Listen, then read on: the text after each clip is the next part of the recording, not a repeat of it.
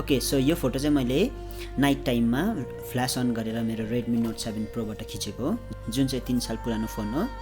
So let's set it.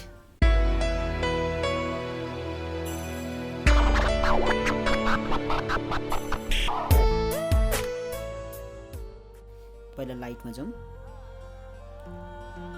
लाइटमा यो फ्ल्यासले गर्दा एक्सपोजर अलिक बेसी भएको छ, सो एक्सपोजरलाई कम गरिदिउँ, अराउन्ड 50 राखिदिउँ, सरी 0.50। एन्ड कन्ट्रास्टलाई एज इट इज, यसलाई हामी कर्भ टुल्सबाट अहिले गर्नेछौँ। हाइलाइटलाई पनि कम्ती, अराउन्ड 20। पर्फेक्ट। ब्ल्याक्सलाई पुरै डाउन गरिदिउँ एन्ड वाइटलाई around 30. ओके, शेडोलाई बढाइदिउँ, अराउन्ड 40।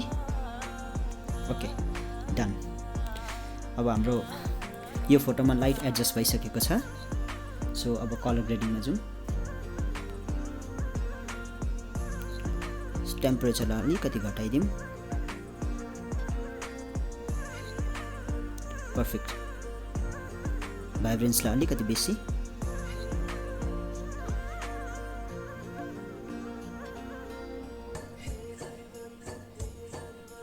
अराउन्ड 10।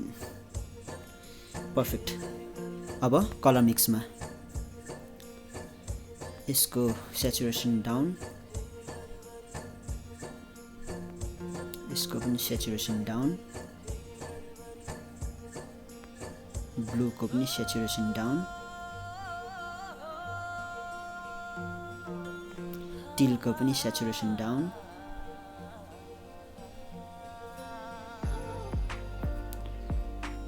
ग्रीन को ह्यूलाई चेन्ज गरेर सेचुरेसन डाउन, येलो को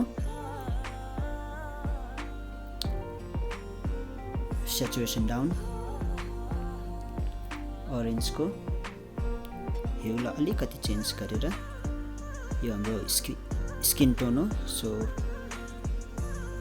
ह्यूलाई ओके 21, सेचुरेसन अलिकति बढाइदिउँ, अबाउट 25 26। यस, लुमिनेन्सलाई पनि बढाइदिउँ,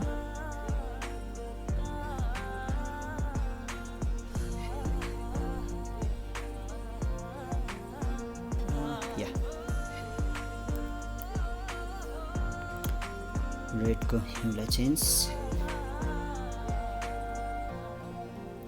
सेचुरेसनलाई अलिकति बढाइदिउँ, ओके लुमिनेन्सलाई पनि अलिकति बढाइदिउँ,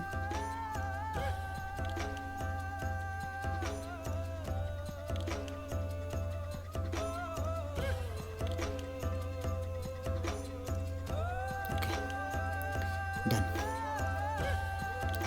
अब colour ग्रेडिङमा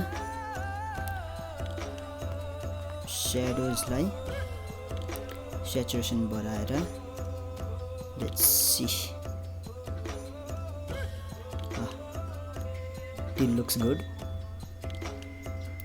saturation around 35, yes,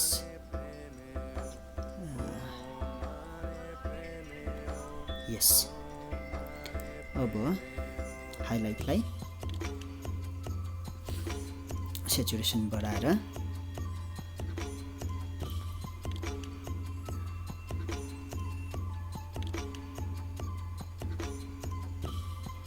yes it looks good, saturation घटाइदिउँ, अराउन्ड 40, अलिकति ओके गुड डन। अब फोटोलाई अलिकति कन्ट्रास्ट दिनको लागि लाइट्समा गएर कर्भ्समा